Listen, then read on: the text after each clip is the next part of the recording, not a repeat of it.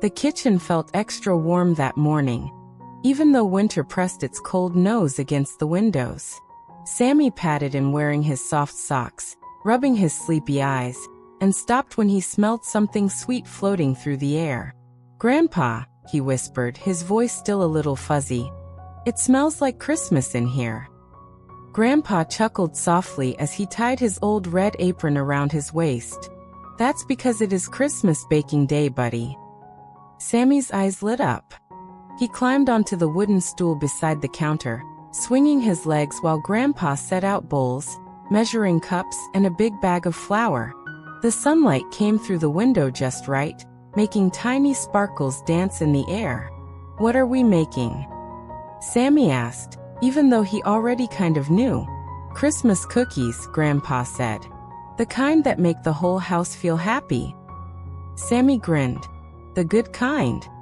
Grandpa poured flour into a bowl, and Sammy carefully added sugar, his tongue poking out as he tried not to spill. A little cloud puffed up anyway, landing on Sammy's nose. He froze. Grandpa froze too. Then they both laughed. "You look like a snowman," Grandpa said. Sammy wiped his nose and giggled. "A sweet snowman." They cracked eggs together, stirred the dough, and took turns mixing until Sammy's arm got tired. Grandpa helped guide his small hands, slow and gentle, like everything they did together.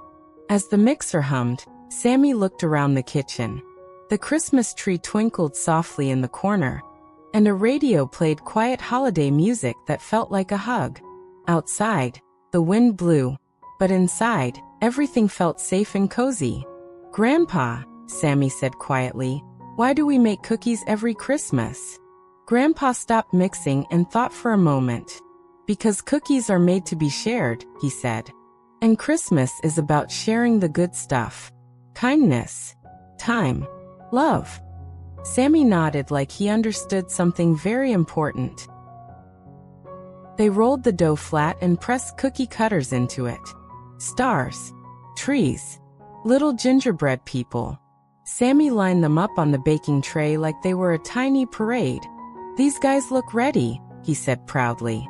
When Grandpa slid the tray into the oven, the kitchen slowly filled with the warm, sweet smell of baking cookies. Sammy sat at the table, resting his chin in his hands, watching the oven light glow. It felt like waiting for magic. While they waited, Grandpa handed Sammy a small bowl of frosting. "For decorating," he said. Sammy dipped his finger in when Grandpa wasn't looking and licked it clean. "Hey," Grandpa said, pretending to be serious. "Quality control is important, but let's save some for the cookies." Sammy laughed, his eyes shining. When the timer dinged, Grandpa pulled the cookies out, golden and perfect. They let them cool, even though Sammy kept asking, "Are they ready now?" At last, it was time. They decorated together, frosting and sprinkles everywhere.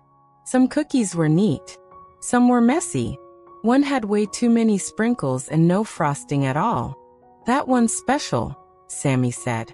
"Just like us," Grandpa replied.